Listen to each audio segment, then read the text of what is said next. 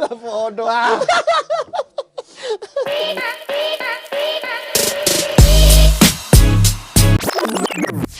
Selamat malam teman-teman, kita ketemu lagi di DND Sydney Live di episode yang kesekian.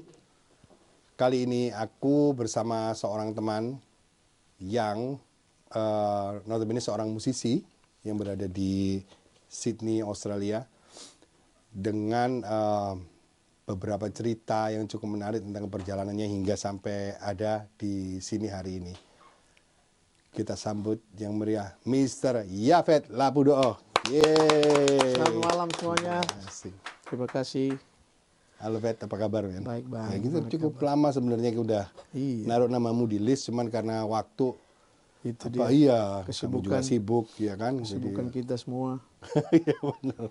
Kenapa hidup dirangkap beginilah hidup. Oke, aku mau bahas dulu tentang Lapudo'o ya. Yang aku salah mulu dari tadi juga. Jadi itu sebuah marga ya? Ya. Betul ya. Jadi itu marga dari bapak.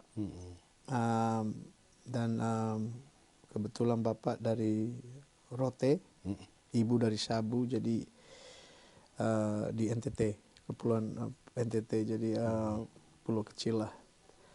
Dan marga itu yang mewakili, kalau kami ada semua marga Lapudo'o dimanapun abang dengar, itu rumpun keluarga.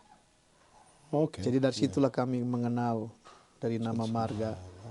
Jadi kita saling kenal satu dengan lain dengan marga. Gitu. Misalnya Lapudo'o, ada Mesak, ada yang Jami, itu marga.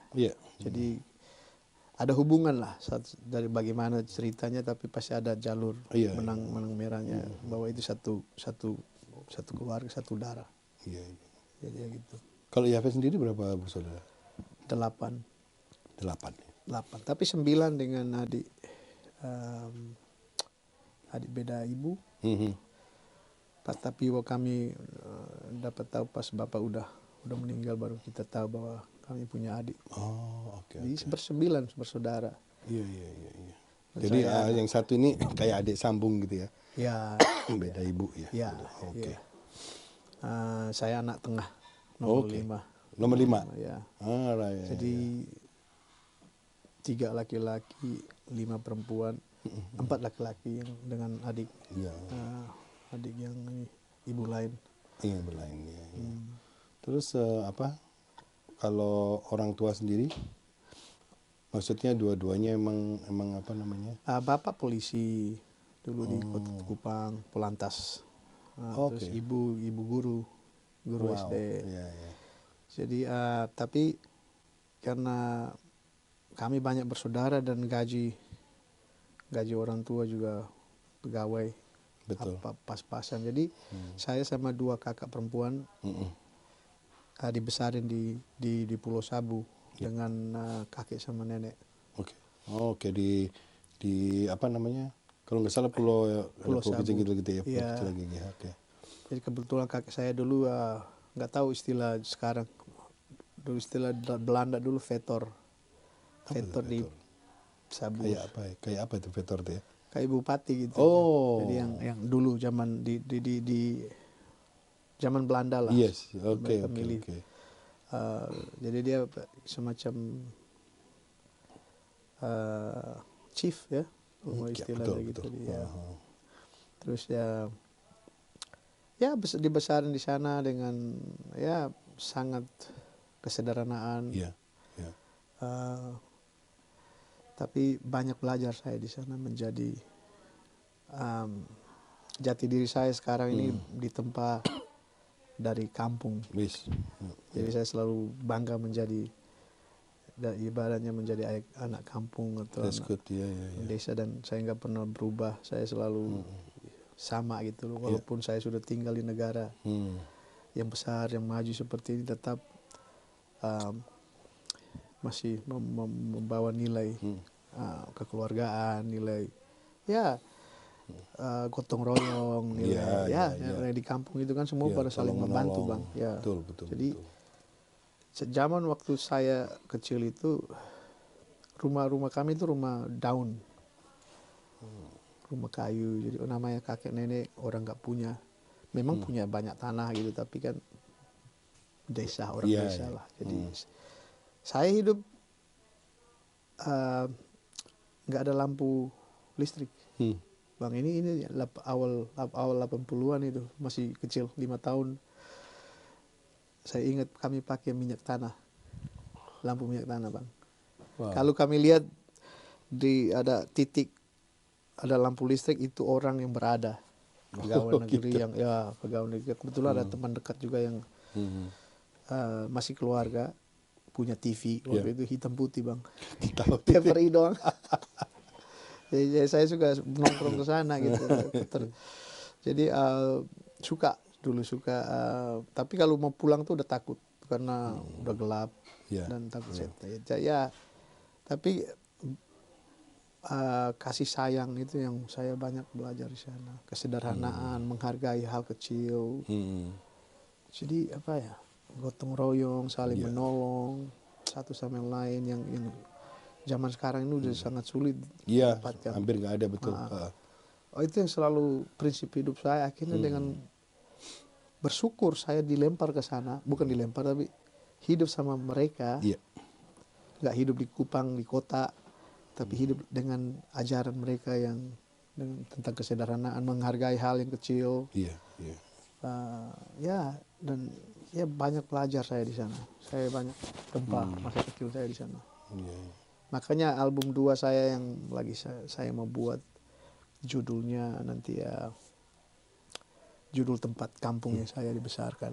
Oh, wow, nice. Tapi memang dalam proses pembuatan album 2. Semacam kangen kampung, kangen pulang rumah.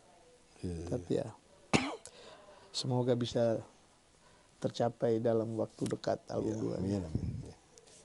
Jadi aku ngelihat cara kamu cerita tentang daerahmu itu memang aku nggak bisa ngebohong, itu ada pride di matamu. Terus dari bahasa tubuhmu kamu kayak secara emosional itu benar-benar kamu cinta gitu sama daerah asalmu gitu ya. Maksudnya seberpengaruh apakah itu lingkungan, terus social life yang ada di sana yang bisa membentuk kamu hingga jadi kayak Yafet yang sekarang? Itu maksudku karena apa itu?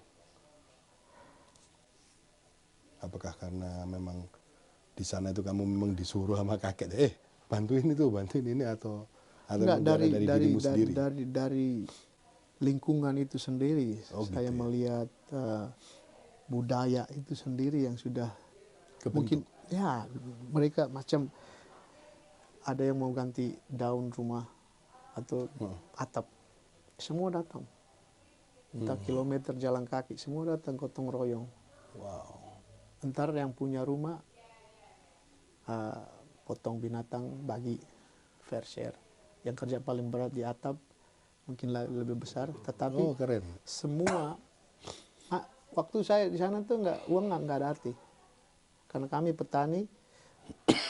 Orang dari pantai jual ikan nggak pakai duit, kita tukar sayur, beras, mereka bawa ikan, garam, kadang-kadang kapal dari Kupang datang, mungkin sebulan sekali mereka bawa pakaian, baju-baju, jadi barter gitu. Wow, jadi rupiah itu belum nggak ada arti waktu itu.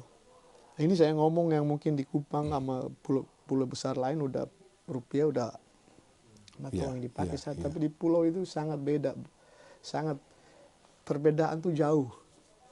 Makanya saya pikir 80-an itu abang hitam putih ya di Jakarta? Ya baru nggak semua orang punya. Atau warna? Udah masuk nggak, belum banyak orang punya, tapi udah mulai ada tuh. Warna, tapi belum banyak lah gitu. Saya ingat waktu menonton Elias Pikal, waktu di Sabut nih. Ini 5 tahun nih dibangunin malam-malam, jalan kami semua satu desa satu jalan ke bukit. Mata 1 kilo tuh kayak mungkin 2 kilo nggak tahu. Tapi masih kecil tuh mata buka tutup tapi ngantuk kan. Hanya mau nonton Elias Pikal tinju. Sampai sana screennya pasir semua, nggak dapat apa? Semut itu. Ya nggak dapat sinyal. pulang lagi. Jadi zaman susah kalau mau bilang ya. Wow, Zaman yang aku merasa, tapi wah, it's the best experience yang aku nggak bakalan tergantikan. Iya. I missed itu, I missed Momennya itu ya, ke sana. Saudara, sepupu, temen, semua kayak keluarga, semua saling mengenal, semua saling, nggak ada rasa apa ya, semua karena budaya Sabu. Ini yang mau aku bilang sama abang. Kita pakai cium hidung, salaman. Jadi laki perempuan, nempel gini ya. yes. Jadi kami pakai, jadi saking dekat itu, kedekatan itu kami nggak pakai ada jarak ya. Kami, ya kalau aku udah kenal abang, aku cium hidung, aku cium. Bukan arti dalam artian yang negatif, nggak ada kayak gitu. Karena memang itu ya. Itu persaudaraan. Ngilangin kedekatan. barrier itu ya. Yes, lebih dekat lagi gitu loh. Jadi gila, ini keren banget itu ya. Iya, abang itu sampai sekarang masih ada ya budaya itu. Di NTT semua pada adaptasi culture Sabu karena budaya cium hidung itu. Iya. Aku ada lagu Sabu yang aku taruh di YouTube. Judulnya Belok Dota de Made. Belok Dota de Made itu artinya takkan lupa sampai mati. Lagu ini bukan lagu aku, tapi lagu keluarga, lagu nenek yang sering nyanyikan. Yeah. Jadi kalau kami ada acara kumpul keluarga, kita bilang istilahnya antar kotu itu ngantarin tulang keluarga kembali ke tanah asal. Jadi keluarga yang mana yang udah menyebar di seluruh Indonesia dari Pulau Sabu itu akan kumpulin semua kembali, bawa tulang mereka. Ibaratnya simboliknya lewat pakaian, lewat apa. Tapi kita bilang bawa tulang mereka kembali ke tanah asal. Ya ada budaya itu yang selalu kami kumpul keluarga. Jadi kalau udah direncanakan itu celebration itu bisa 3 minggu, sebulan. Karena itu udah lama direncanakan dan semua kumpul. Jadi dari seluruh Indonesia datang dan liburan lah ibaratnya gitu, tapi sekalian silaturahmi. Jadi di situ nenekku kalau setiap mau pisah, semua mau pulang, nenekku langsung ke kapela, nyanyi.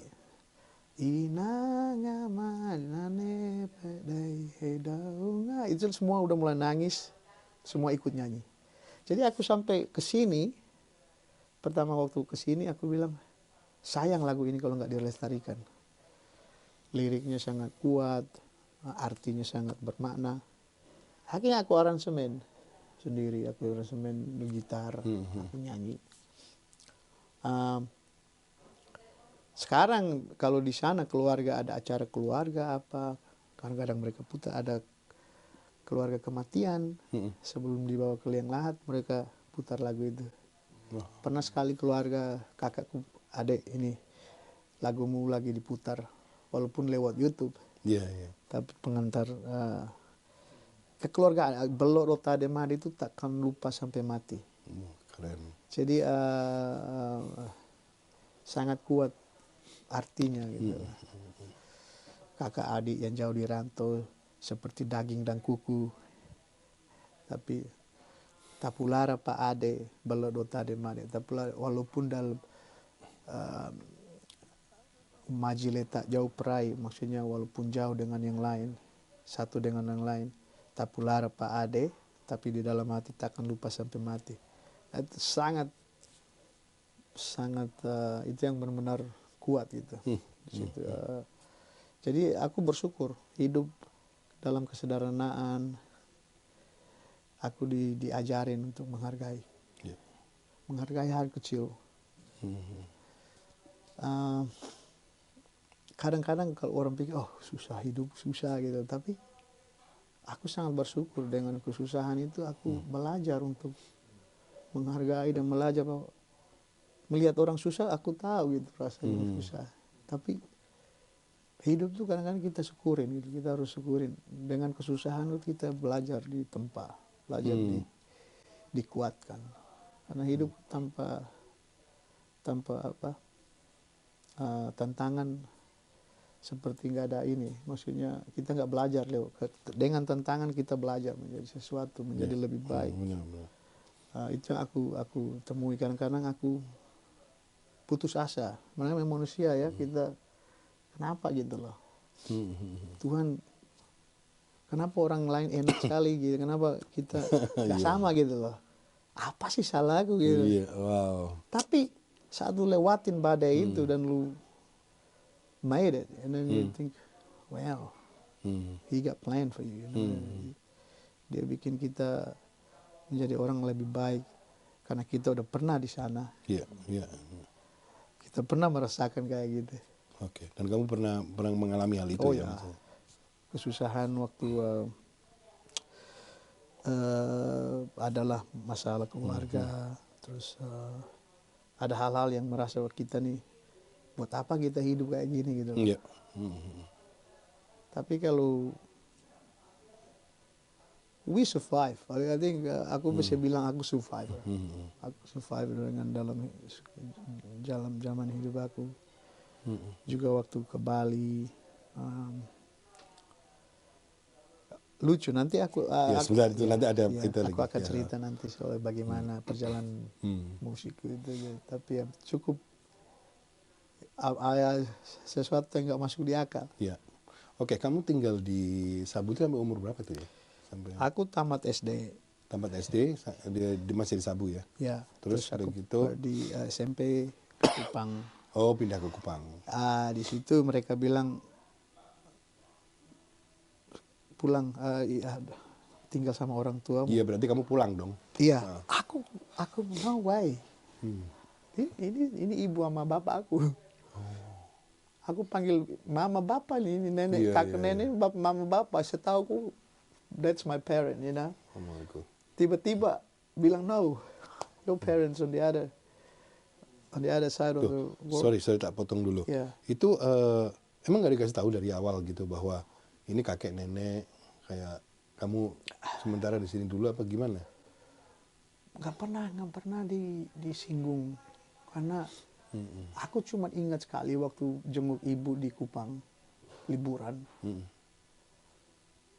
Tapi aku nggak tahu kalau itu orang tua aku. Buat aku. Soalnya aku dari 5 tahun, dari 4 tahun di sana. Jadi aku yang paling kecil, laki-laki sendiri, yang saudara perempuan udah lebih tua dikit. Jadi yang buat aku mama sama bapak gitu loh. Ini orang tua aku gitu loh. Tiba-tiba reality check, no, you know, orang tuamu di Kupang. That's so hard. It's nggak gampang buat aku, tapi ya aku jalanin aja. Dan itu banyak karena apa? Aku nggak besar sama mereka. Betul. So the distance it's big, like cekcokan. And it's hard, but just that nggak bisa terima aja gitu lah. Cuman ya udah itu kenyataan gitu. Jadi kamu balik ke Kupang. Iya. Terus sekolah lah ya di situ seperti umumnya kan, SMP gitu. Waktu itu orang tua masih ngajar ibu waktu itu. Ya masih. Oh, masih. Masih. Bapak juga masih di kepolisian. Oke. Terus sampai tamat STM. Aku anak STM bang. Oh, oke. Wah, keren. Sampai STM main musik jadi. Tapi ya gitulah. Aku juga nggak tahu kok bisa gitu loh. Setidaknya di sini adalah di construction. Iya ya, kayak aku baru tahu tuh akhirnya. Iya. Tapi anak STM nih bang. Oh right, iya. Jadi ya itu sekolah tamat, terus sempat aktif di gereja pemuda, vokal group di gereja di Kupang. Ya aktif lah dalam artian. Aku bersyukur, maksudnya jalan Tuhan juga aku ada ketemu keluarga Salamoni. Ada nanti di album 2 ada single yang aku buat mereka. terima kasih aku buat mereka. Judulnya Salamoni. Oh ya, jadi aku bersyukur waktu sempat aktif di pemuda di gereja, karena waktu itu lumayan broken home lah, dalam artian nggak ada kenyamanan di rumah, terlebih sama bapak. Ada hal-hal yang aku kurang suka dari karakter bapak lah. Tapi umumnya aku sayang bapak itu. Hanya ada perbedaan. Jadi aku lebih ke bermain di luar, hang around with friends and more spend. Tapi selalu ada satu keluarga yang menjadi keluarga buat aku. Walaupun mereka bukan darah daging, tapi jalan Tuhan lewat kami bisa bertemu. Anak mereka, saudara mereka, teman akrab di sekolah STM, juga di pemuda. Jadi menjadi teman akrab. Tiba-tiba suatu ketika ada yang culik dia. Terus dilepas. Habis itu dilepas, tapi mereka sempat dalam artian menyiksa atau bagaimana istilahnya. Jadi dia sempat dilepas. Sampai di rumah bapaknya tanya, kamu kenapa gitu loh, bilang Barcay kenapa. Dia nggak mau bilang gitu. Terus dia mau buat teh, dia jatuh pingsan. Dibawalah ke rumah sakit. Malamnya, tengah malam meninggal. Padahal aku baru mau rencana mau menjenguk dia. Terus aku dikasih tahu terus aku ke sana. Saudara perempuan semula, ya Barcay bangun, Yafet di sini, teman lu di sini, bangun sudah. Kaget aku seperti nggak percaya gitu loh. Wow, this is happen like. Dari situ kami menjadi sangat dekat. Kadang-kadang karena rumah kami itu berbelakang gang, gang beda, cuman saya kadang-kadang main ke sana. Dari situ kami menjadi sangat, akhirnya saya menemukan kasih sayang. Melihat kasih sayang mereka terhadap anak-anak. Saya datang, mereka menganggap seperti anak sendiri. Akhirnya saya lebih sering main ke sana. Menghabiskan daripada cekcok, daripada di rumah nggak tentram gini gitu. Akhirnya mereka selalu sering ajak saya ke gereja untuk ya aktif. Malu-malu waktu itu jawabnya, oh iya kak, malu, sebenarnya nggak mau ke sana gitu, tapi karena perasaan akhirnya. Tapi mungkin memang Tuhan tuh baik gitu. Maksudnya dia pakai seseorang untuk membawa kita ke jalan yang lebih baik. Kalau enggak ya paling udah broken home, udah di jalan aja hidup gitu loh. Jadi dengan kehilangan anak mereka, aku ada gitu. Jadi kayak penggantinya gitu. Jadi sedih, tapi semacam saya pun membutuhkan kasih sayang dalam waktu itu. Jadi it's mysterious way, like you know. Kita nggak tahu jalan hidup itu kemana, tapi saling mengisi. Makanya nanti di album 2 ini ada satu single yang saya dedikasi khusus buat mereka. Judulnya memang Salamoni, untuk keluarga Ambon. Nice. Jadi itu akan jadi special present buat mereka. Dalam artian liriknya dari isi hati dah, apa yang saya rasakan. Dan sekarang mereka buat saya, kalau saya pulang ke Kupang pasti tidur di sana. Pasti udah tidur sana. Ke rumah tuh paling lihat saudara, lucu gitu loh Bang. Tapi itulah hidup. Sometimes you don't know who you met, and then that's become bond stronger than blood, you know. Jadi aku pun nggak pernah mengharapkan sesuatu terjadi pada seseorang, tapi jalan hidup dengan kehilangan anak saudara mereka, aku hadir dalam artian bukan menggantikan tapi memberikan ketenangan. Jadi saat aku pun merasa sepi, aku merasa lihat kasih sayang yang aku butuhkan ternyata ada dalam mereka, itu luar biasa. Jadi aku sangat bersyukur. God works in mysterious way. I believe that. Kita nggak tahu. Kadang-kadang kita rencana begini yang jadi. Jadinya, iya betul. Yeah. Just curious question, itu kayak itu penculikan apa maksudnya, kayak bullying gitu atau? Saya juga belum nggak tahu itu ya. Hari ini. Tiba-tiba diculik kayak gitu. Iya. Nah, it's okay. Ada yang karena dia ke sekolah, terus dia merasa sakit demam, pulang minta izin, dikasih pulang. Tapi sampai rumah jam 11. Dia habis apel pagi itu kan jam 7. Aku sampai rumah jam 11. Iya. Ada tetangga lihat jalan lusuh, bajunya lusuh, panggil Barce.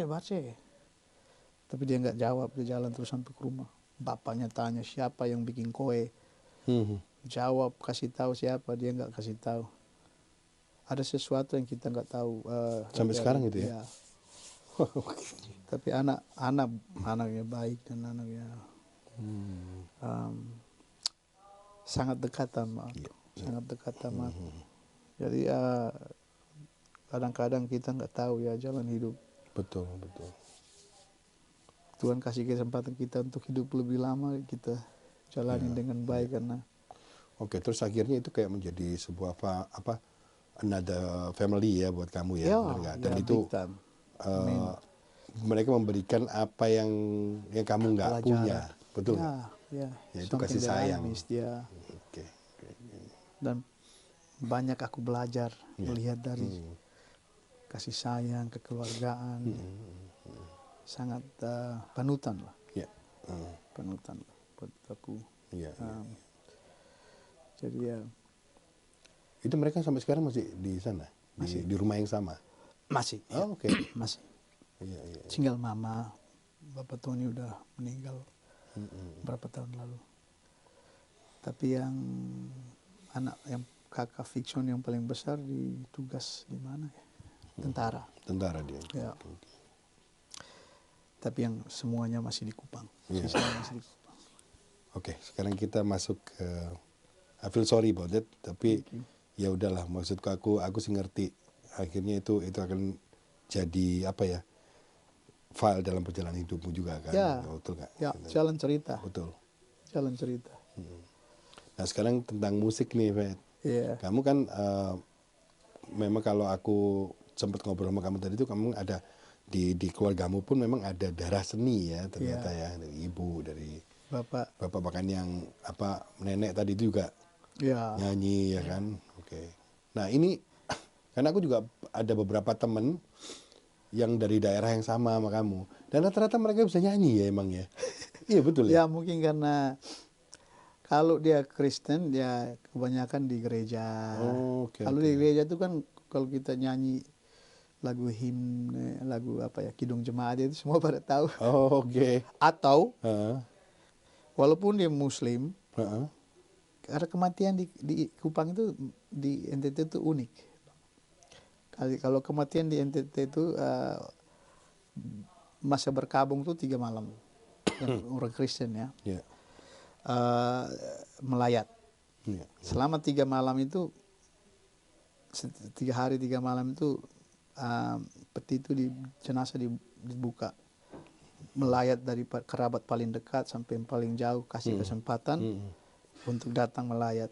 Jadi kalau misalnya di pulau lain masih bisa sempat datang, dibuka 3 malam. Kalau di kampung bisa sampai sebulan, apalagi kalau keluarga raja. Ya. Jadi saat itu malam penghiburan itu ada yang datang main nyanyi dari gereja datang. Satu kita pegang gitar, mulai ambil kidung lagu-lagu Kristen gitu ya. Akhirnya yang Muslim yang datang main-main kartu pun saking sering dengar lagu Kristen, mereka pun tahu nyanyi Kristen. Betul ya. Karena sambil mereka main kartu, entah main jepit atau apa, yang penting nangkap, Oh iya ya bang, karena sering-sering ngerekam. melayar kemana-mana, Iya. akhirnya mereka pun bisa menyanyi lagu Kristen dalam artinya udah tahu, hafal lah, Iya, karena ini lagu yang sama gitu kan setiap pemakaman. Jadi banyak orang yang bisa menyanyi kalau Iya, rentetan. iya. Makanya kalau istri saya bilang, kalau ketemu orang kita, mereka bilang nggak bisa nyanyi, dia nggak bakalan percaya. Dia orang Nah, apalagi mungkin. orang Western ya, dia Iya. I don't trust you. You said you can't sing and then suddenly you grab the guitar, you sing, you all can sing, you all can play guitar. But you say you don't. So yeah, dia bilang dia nggak bakal percaya kalau bilang orang kita nggak Oh ya, bisa. untuk informasi teman-teman bahwa Bung Yafet ini istrinya adalah orang Australia ya, orang Australia, dan menikah sudah berapa lama Ibu menikah itu ya? Kami menikah 18 tahun. 18 tahun ya, udah hidup bahagia. 21, 22 tahun Iya, together. iya. Ya. Ya, boleh nggak cerita sedikit gimana ketemunya terus? Oh, itu di Bali. Oke. Waktu saya sama abang saya Rasta, Miko, kami main trio di Hotel Jakarta. Terus Sherin, istri saya, sama temannya datang makan malam. Oke. Nah, istri saya sama temannya ini yang akhirnya mereka senang musik kami, ya ngobrol lah kami dari situ mulai PDKT lah istilahnya. Iya, iya. Ya mulai dari situ ya jalin hubungan jarak jauh. Iya. Tapi ya karena kesusahannya tuh di financial buat istri saya, karena dia harus bolak-balik. Karena dia tinggal 3 bulan, sebulan balik sini, 3 bulan lagi sana. Akhirnya dia bilang gini, I run out of money. Iya. So dia bilang, mau nggak lu datang ke sini? Aku kaget dalam artian takut, karena everything new. Bahasa kita kan masih pasaran, bahasa Inggris pasaran gitu kan ya. Budaya udah beda, gitu. Bahasa beda. Nggak ada siapa-siapa, nggak ada pengalaman kerja, cuman musik. Yes. Big thing. Ya. Tapi aku bilang dia gini, oke, kamu tahu saya anak kos. Saya bilang dia, saya nggak pernah masak, saya nggak pernah cuci, saya nggak pernah ya kayak maksudnya laundry, kos laundry, makan warung, bensin ada, bayar kos. Saya bilang sama dia, kalau misalnya kamu berpikir bahwa budaya Barat itu equal, okay. You know, jangan paksa aku gitu, karena kamu tahu aku kayak gini gitu. Dan akhirnya kami punya deal kayak, oke, dia mengerti, dan juga bersyukur gitu sampai ke sini pun dia rajin orangnya, selalu aktif, selalu beres rumah, selalu, which is blessed. Jadi nggak ada percecokan yang kalau dia malas, wah pasti saya udah balik Indonesia lah. Iya. Pasti kan, pasti dia nuntut juga. Tapi dengan begitu kami saling menghargai, dalam artian saya kerja keras juga gitu loh. Saya nggak keberatan, saya bilang sama dia, saya orang old school, sorry, bukan berarti disrespect women or whatever. I brought old school, so this is how I don't mind work hard out there, but at least when I come home, food on the table. Iya. I know Western country, aku bilang Western country it's about equality and you can do whatever, but not with me. So it doesn't go on with me. But appreciation, it's always there. Respect, of course, kita saling mengapresiasi. Tapi bersyukur dia rajin. Dia bukan orang yang selalu. Jadi sangat lama saya nggak pernah tahu pakai mesin dishwasher atau mesin laundry, karena saking dimanja dalam arti bukan pekerjaan rumah tuh nggak pernah saya pegang di sini. Baru-baru ini baru saya mulai belajar. Termasuk buat kopi juga, kalau selalu dia yang buat kopi. Akhirnya saya pikir pengen belajar. Baru saya tanya dia, ajarin buat kopi.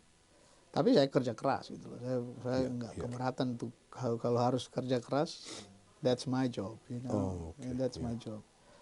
Responsibility ya aku. Tapi ya setidaknya pulang rumah udah capek. Adalah sesuatu yang. Nah, this is what old school. This is how I. Itu budaya kita. Ya. It is not trying to be selfish but saling berbagi sih menurut aku. Dan bersyukurnya dia independen.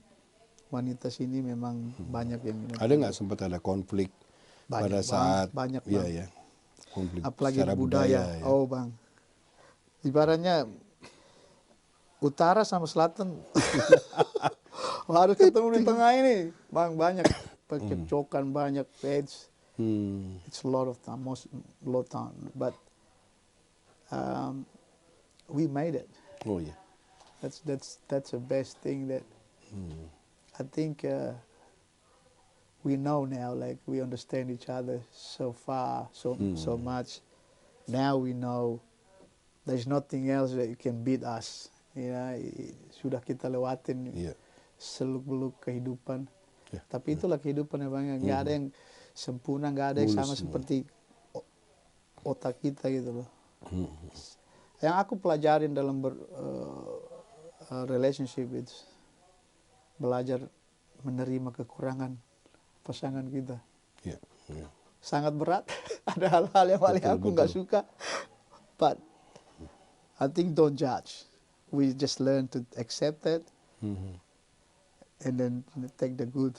Waduh, itu benar itu. Itu aku lihat. Iya itu. Baru aku sadar. PR loh itu ya, nggak gampang. Nggak gampang.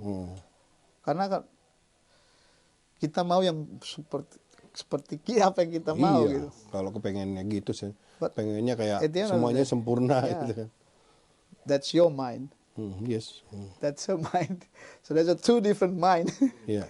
So itu yang aku pelajarin, bahwa belajar menerima, jangan menghakimi. Betul. Belajar menerima kekurangan.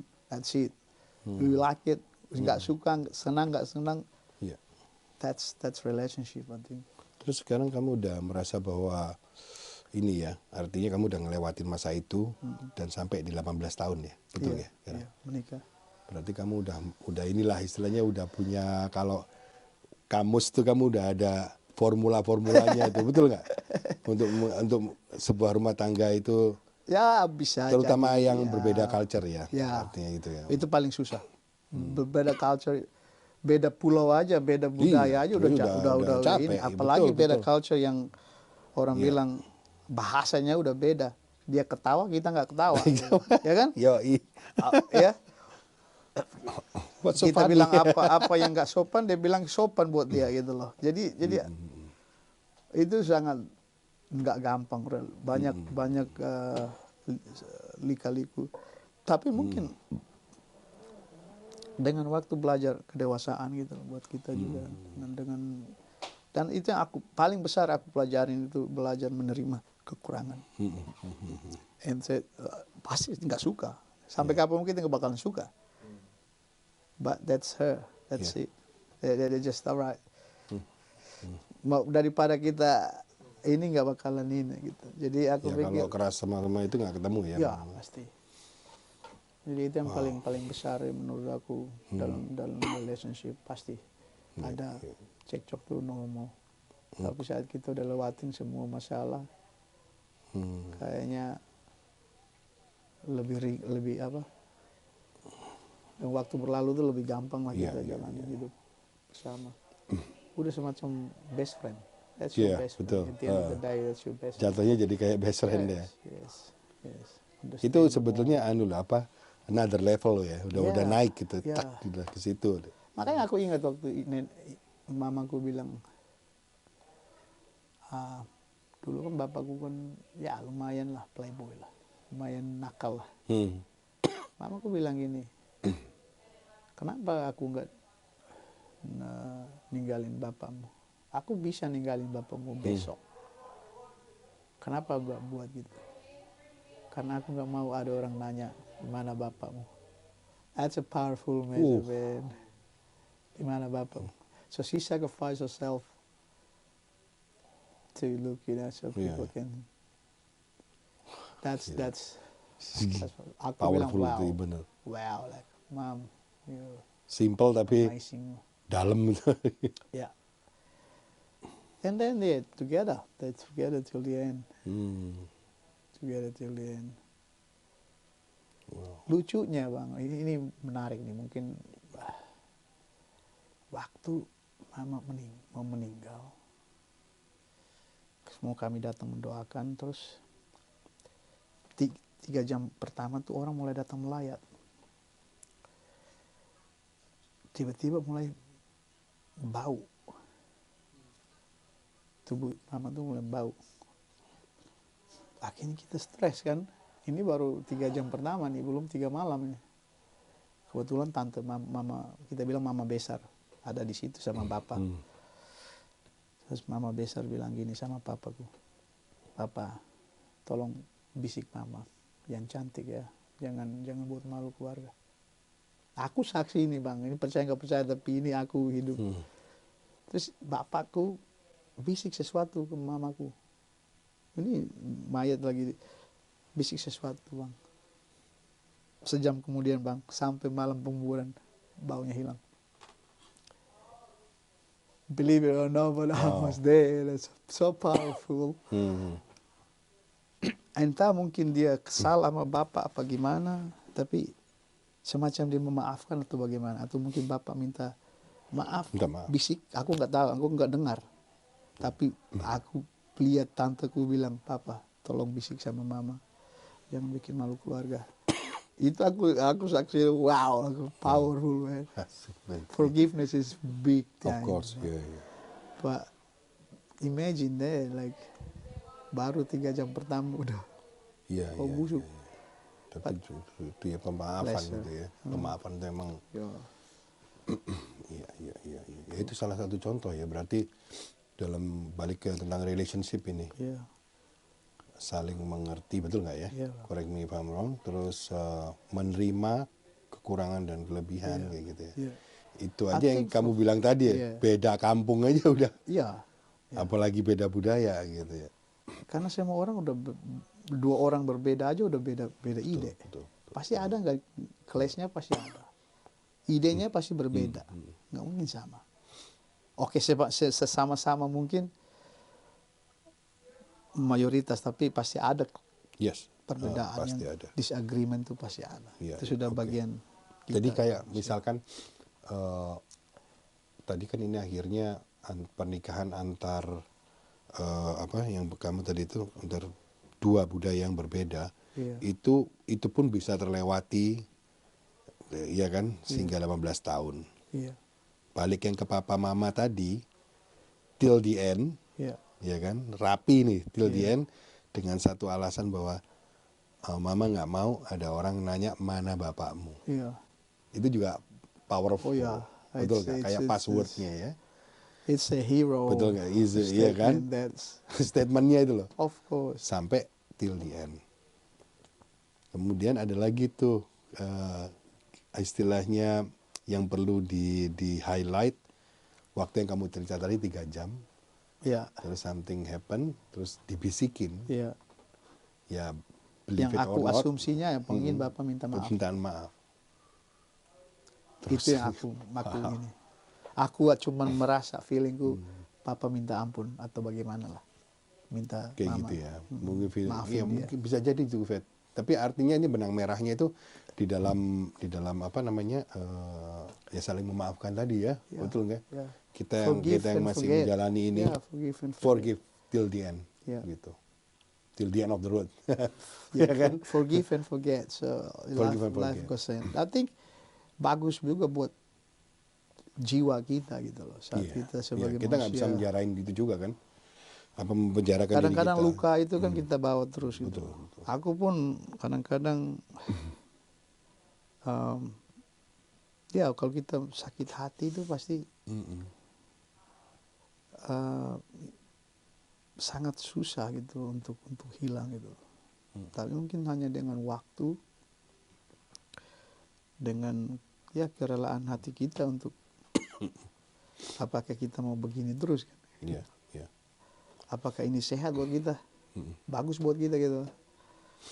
we just waste time of hating. Iya. Menurut aku, Kamu udah bisa belum itu lepas dari itu? Kamu pribadi udah bisa belum Ya. menyikapi itu? ya, Ada yang udahlah gitu ya. Dendam dan segala macam itu akhirnya gimana kamu menyikapinya itu? dengan waktu sebenarnya, time's healing. Healing is process, and then distance as well. Janganlah bergaul selalu dengan hal yang negatif gitu loh. Jadi Nah, aku ini banyak nih, Fet. Aku yang sebenarnya yang ingin aku tanya tentang hal itu. Jadi terakhir itu kita kalau nggak salah kita ketemu di Belmore ya, Iya. di Belmore. Jadi bukan yang kemarin, Fet. Ada lagi tuh yang sebelumnya, Iya, yang kamu sama teman-temanmu bikin klip terus malamnya ada acara itu loh. Iya. Aku masih ingat tuh, nggak tahu kamu tipsy atau gimana, tiba-tiba kamu ngomong ke aku gini, stay away from apa namanya toxic people, Iya. kayak gitu loh. Kamu sebenarnya nggak ngomong ke aku, Iya. kamu ngomong ke orang yang di sebelahku ini, jadi aku kelewatan gini loh. Iya. Stay away from toxic people. Wih, boleh juga nih gitu ya, maksudnya benar tuh. Iya. Cuman, Terkadang ya, toxic people probably is good in a way to fire you up. fire you up. People that look down on you helps you to feel. Kayak trigger gitu ya. Ya, oke. Karena banyak orang menganggap remeh aku tahu dengan pasti bahwa banyak orang lihat aku sebelah mata. In what? Like in what way? Nggak bisa lah, nggak mampu lah, bisa apa dia gitu atau gimana lah. Entah dalam artian kemampuan atau apa.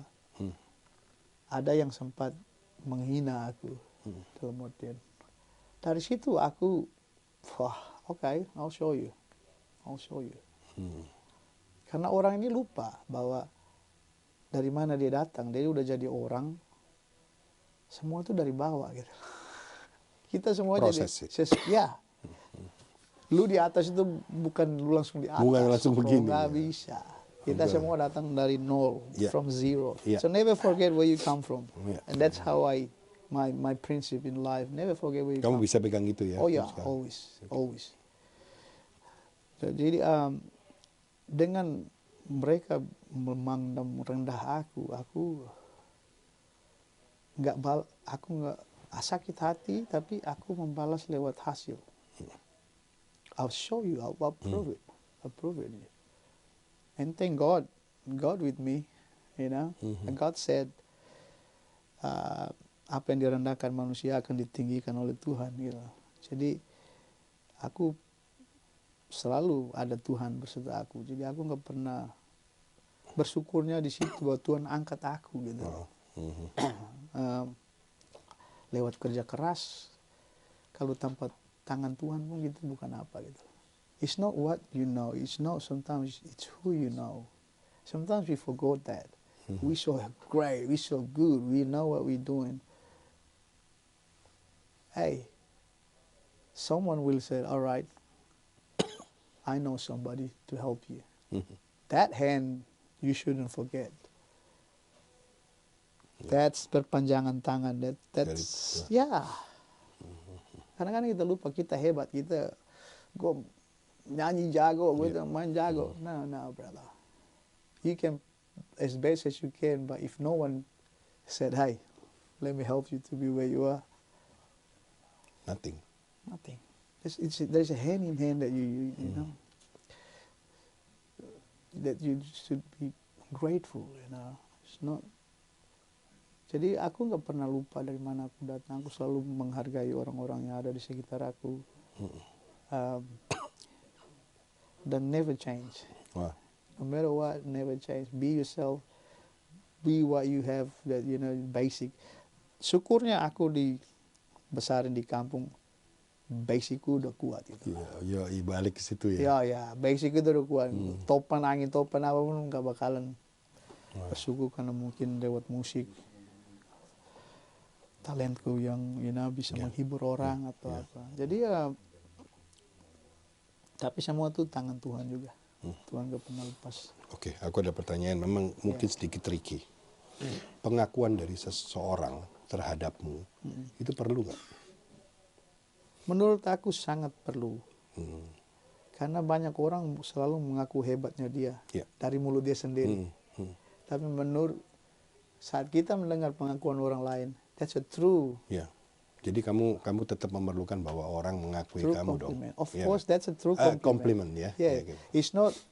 Kalau orang yang suka keluar lihat hebatnya aku, you only heard yourself, man. You need to hear from someone else. When you heard from someone else, that's an honest opinion. Menurut aku, probably that's the best opinion. Even your people that don't like you or don't like you, but that's opinion that entah mau positive comment or negative comment, but that's coming from Oke, someone, you know. oke. Yeah. Ya, ya. But menurut aku kalau kita kerja keras dan ada hasil, kalau misalnya orang memuji, that's positive, you know. Menurut aku kalau misalnya orang menjelekan kita, misalnya kita udah kerja keras dengan yang baik, nanti orang itu iri. Perbedaannya di situ. Iya, iya. Kalau misalnya dia mengkritik, oh begini, that's fine. Iya. But kalau misalnya dia merasa bahwa ya banyak orang yang suka begitu gitu. Makanya aku pikir kadang-kadang aku waktu mulai buat musikku pun aku merasa takut gitu. Apakah diterima? Saking lama main di pub, saking main di cafe, main covers, so comfortable. Of course. Yang saat mau buat musik sendiri tuh, I think it's learning again for me. But at the end of the day, it's a legacy. Aku berpikir buat aku itu legacy. Aku buat bahwa inilah hasil karyaku, originality aku gitu loh. Iya. Gak bakalan tergantikan. Pernah adik bilang gini, Kak, kenapa lu nggak main cover, bikin YouTube channel seperti yang lain yang terkenal? Nah, sorry, ini bukan aku gitu. Masing orang beda. Tapi buat aku, biar nggak dikenal pun, tapi aku punya karya sendiri. It's my legacy. That's my legacy. That's my story. Yang bisa kamu, Ya. iya untuk anak cucu lah at least ya kan. Oke. Akhirnya bisa ketemu juga dengan Bang Arif, Bang Jabo. Lebih semangat lagi gitu lah. Ada mereka sebagai orang tua, mentor yang selalu mempush aku. Ya aku bersyukur banget dalam artian jalan yang aku jalani. Sampai kadang-kadang aku gak nyangka aku bisa ketemu orang-orang hebat kayak begini. Iya. Mereka memang hebat kok. Mana sih? Tapi kesederhanaan mereka itu yang mungkin kita cocok di situ, apa adanya, jujur, nggak neko-neko, bukan tentang kehebatan kita. Betul. Kayak seperti Bang Jawa bilang, jadilah generasi kreatif, jangan jadi generasi penerus. Betul. Generasi pencipta. Generasi pencipta, generasi kreatif. Itu aku, wow, that's powerful message. Dan itulah aku juga semangat buat teman-teman juga di Sydney untuk kita. Ayo kita jangan bosan, walaupun gak ada duit tapi jangan bosan kita entah kolaborasi, berkarya. Let's do it. Betul. Dan aku semakin sejak album pertama keluar aku pumping more. Iya. Jadi ini udah menuju ke album kedua ya? Iya. Dalam proses album. Nanti kita ngobrol itu ya? Iya. Oke, sebelum sesi ke musiknya ada satu quote yang ingin aku sampaikan. Mungkin itu relate banget sampai yang kamu bilang tadi bahwa honor tertinggi untuk seorang musisi itu adalah standing ovation. Iya. Ya kan? Udah nggak ada. Aku ngutip juga dari quote dari salah satu musisi yang aku lupa namanya, kalau salah Sting atau siapa gitu. Jadi yang balik tadi yang kamu bilang itu, bahwa apapun itu kita musisi ini harus tetap gelisah. Dan kita ditakdirkan untuk gelisah. Karena kalau nggak gelisah berarti nggak berkarya, ada yang bilang gitu kan. Iya. Nah, apalagi kita udah ngelihat kayak ini living legend yang masih ada di sekitar kita, ada Mas Jabu dan segala macam, mereka proof bahwa ya karya itu bisa menghidupi loh, gitu ya. Bener nggak? Iya. Paling tidak secara semangat. Nah terus kamu akhirnya pindah ke Bali ya, Iya. setelah apa dari Kupang ya, Iya. betul nggak? Kupang ke Bali dan kamu tadi cerita kamu ada, ini kamu ceritain Miko ini Bang Miko. Ya, Oh, sampai oke, kita tahu tapi juga ini. Oke. ini menarik ya. Waktu masih di Kupang, aku terinspirasi oleh kakak-kakak yang di kampung di Kupang. Oke. Dia udah duluan ke Bali main musik. Jadi kita dengar namanya. Seperti siapa kira-kira? Mungkin ada Namanya kenal. Pace Kaji. Jadi kakak-kakak. Tapi dulu kita main vokal grup di gereja juga. Oke. Aku main gitar, dia main gitar. Jadi tapi dia merantau duluan ke Bali. Aku dengar dia nyanyi, job di mana-mana lah. Terinspirasi lah dari Oleh anak, beliau, dari anak kampung pengen ke sana. Jadi akhirnya pengen sekali ketemu dia ke sana, tinggal sama dia, belajar gitu. Jadi berangkatlah aku sama bapak waktu itu. Sampai di Bali dijemput sama kakak yang tentara, kakak angkat Salamoni. Oke. Dia tugas di Gianyar waktu itu di Bali. Dibawalah aku nginap di asrama. Sorry, waktu itu usia berapa itu? Waktu ke pindah ke Bali? Udah. Udah lulus STM ya? Lebih, karena aku sempat ke Jakarta. Oke. Aku sempat coba ke Jakarta, Wow. merantau 2 tahun. Wih. Ya sempat tinggal di Papanggo, Cakut, sempat di Depok, sempat tinggal di Kelapa II, sempat. Oh, Kelapa II juga. Ya, anak kakak kan di sana waktu itu. Oke. Laki-laki kan di Kelapa II itu Kalimalang gitu ya? Gegana. Kalimalang kiri itu. Cimanggis. Oh iya Cimanggis. Ya, Kelapa II. Jadi Pondok Kelapa. Oh ya sorry. Ya, kakak di Gegana di sana kan. betul. Jadi sempat 2 tahun tapi nggak betah bang. Jadi pulang waktu ibu sakit berat, pulang kembali ke Kupang. Sampai ibu meninggal. Habis itu nggak tahu mau kemana gitu. Terinspirasi lah abang yang sudah di Bali ini pengen nyusul dia gitu loh. Iya. Pengen belajar gitu. Itu udah ini dong, udah lulus STM dan sebagainya itu ya. Udah. Soalnya pas lulus STM tuh aku ke Jakarta gitu. Iya. Coba merantau gitu.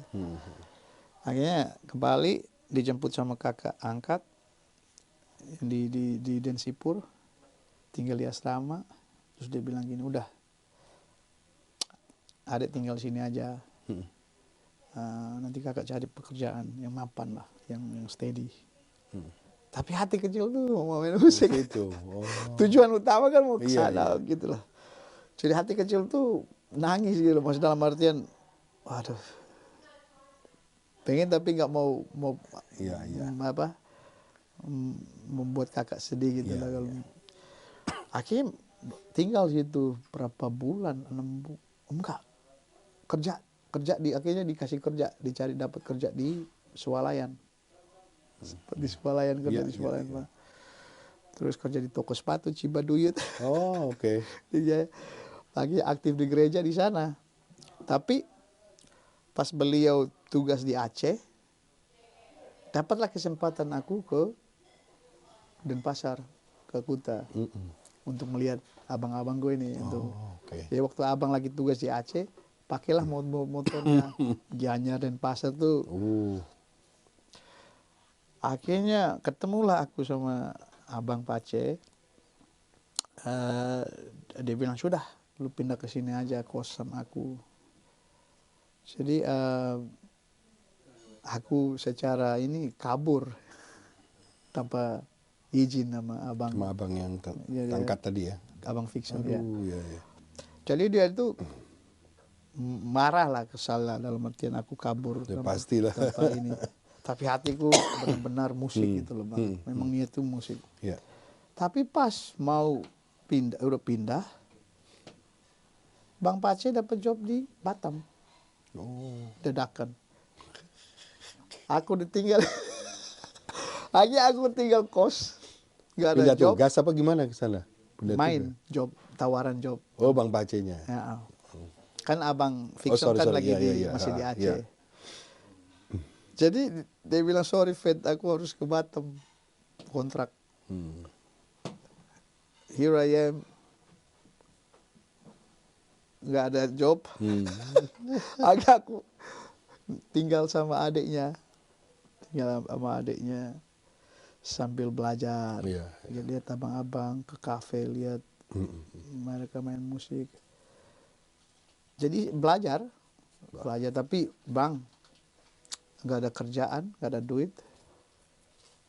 Aku pernah bang berapa kali tuh nggak makan seharian. Terus teman yang musisi datang, kadang-kadang aku ditawarin karena bukan gengsi malu ya. Iya enggak udah ada aman, padahal belum. Kadang-kadang mereka lihat aku udah tahu bahwa aku lapar, lagi dibelikan nasi bungkus tuh, dibelikan bang. Hidupku tuh di situ benar-benar susah gitu loh. Terus aku minta sekali bapak duit itu untuk bayar kos. Kemudian tapi aku bertahan apa adanya gitu loh. Nebeng, ibaratnya nebeng bahasa Indonesia. Iya, nebeng. Iya benar. Nebeng sama teman-teman. Terus aku sempat tinggal sama musisi juga namanya Mus Palo. Sekarang beliau udah balik Kupang. Itu juga penyanyi hebat juga. Tinggal sama dia, ditolong sama dia. Ya teman-teman musisi banyak berjasa membantu aku juga gitu. Saat udah berpikir siap untuk cari job gitu, bom Bali bang pertama. Bom Bali pertama menghantam, pupuslah harapan bang. Pupuslah harapan. Jadi aku bilang ya udah, nggak ada turis, pulang. Akhirnya aku sama teman di Gianyar, adiknya mau pulang, barenglah kami ke rumahnya Bang Miko. Waktu itu mau minta tolong istrinya Bang Miko, mantan istrinya, untuk beli tiket kapal laut pulang ke Kupang. Ketemu Bang Miko. Nah Bang Miko ini berteman akrab sama teman vokal grup di gereja di Gianyar sama aku. Terus Bang Miko bilang gini, aku dengar kamu latihan lagunya mau banyak ya. Kata Dani kamu latihan. Iya bang, tapi ya namanya gimana, gak ada job, harus pulang. Kebetulan ini ada teman satu anak Batak dapat job di Batam. Jadi aku kekurangan satu orang. Aku bilang, kamu mau nggak? Bang, di situ aku kaget kan. Dalam hati kecil aku bilang, Tuhan lucu.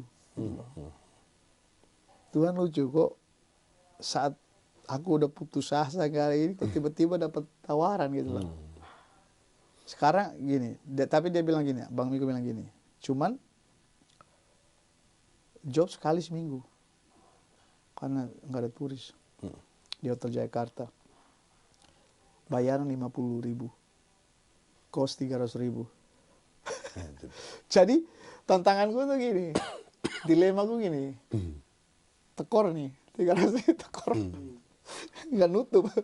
Seminggu 50.000 satu kali aja. Ambil apa enggak gini, ambil apa enggak?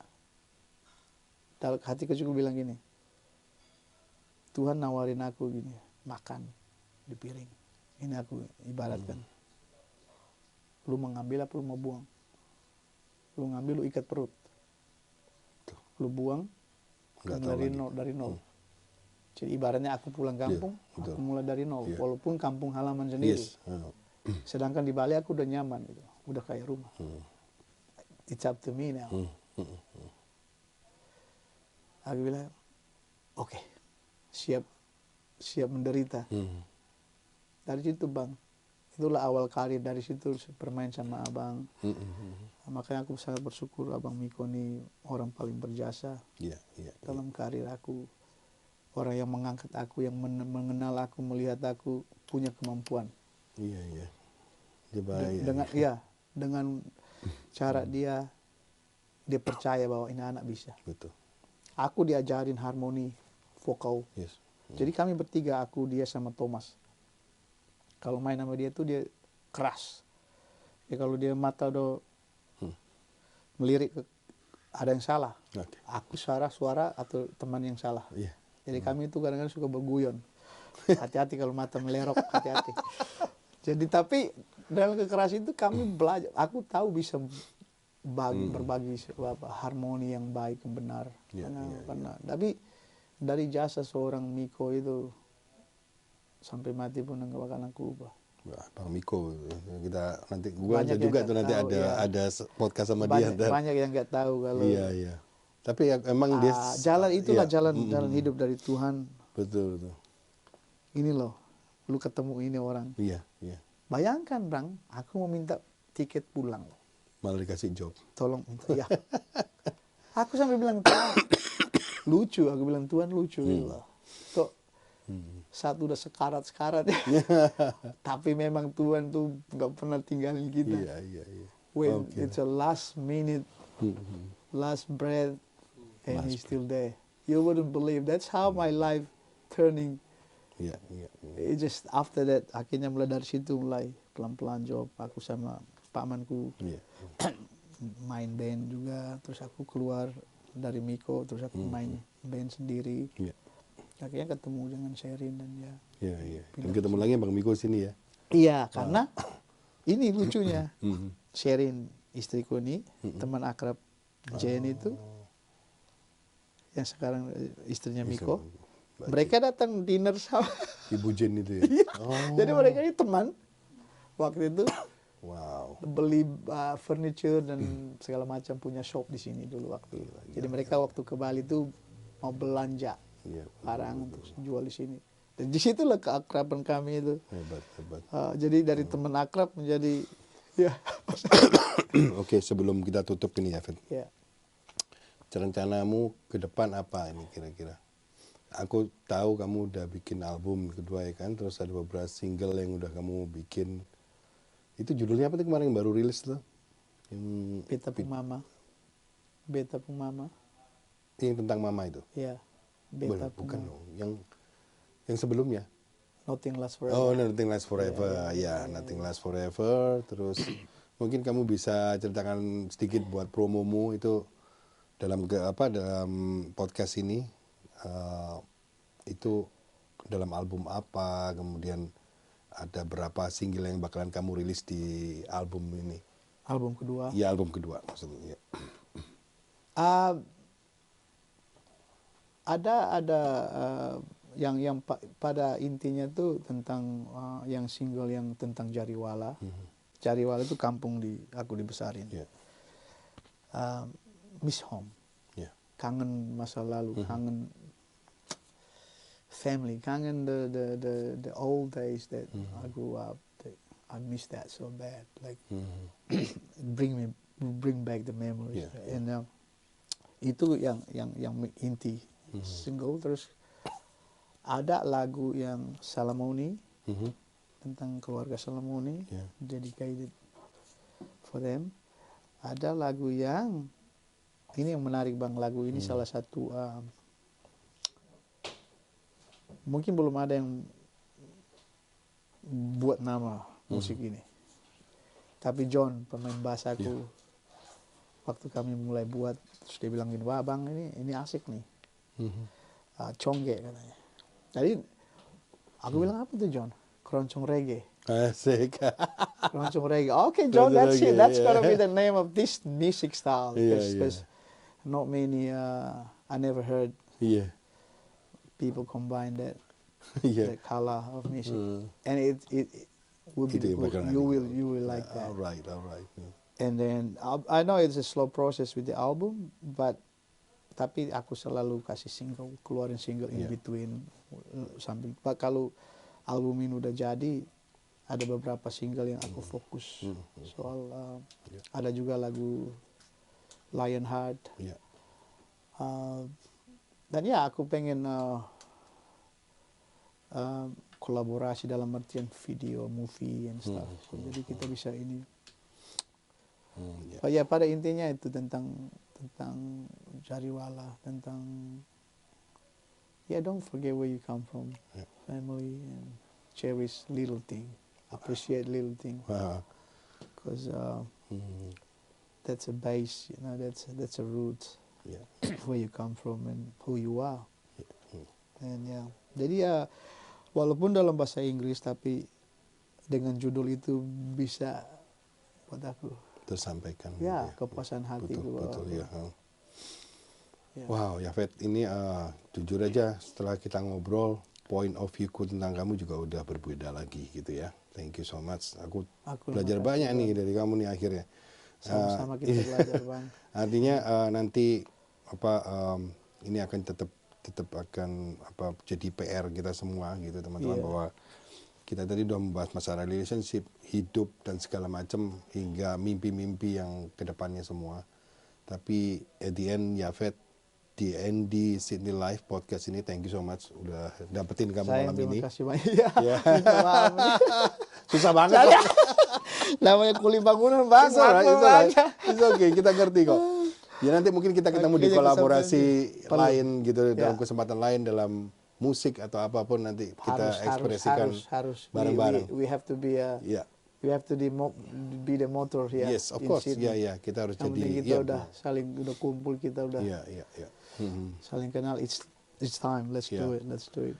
Well, thank you atas waktunya. Terus aku juga ngerasa bahwa aku harus berikan kredit buat kamu atas pencapaian-pencapaian yang udah kamu dapetin dalam hidupmu, dan kamu tetap akan melanjutkan itu dalam kehidupanmu sampai kamu sukses. Terima kasih. Thank you so much, bro.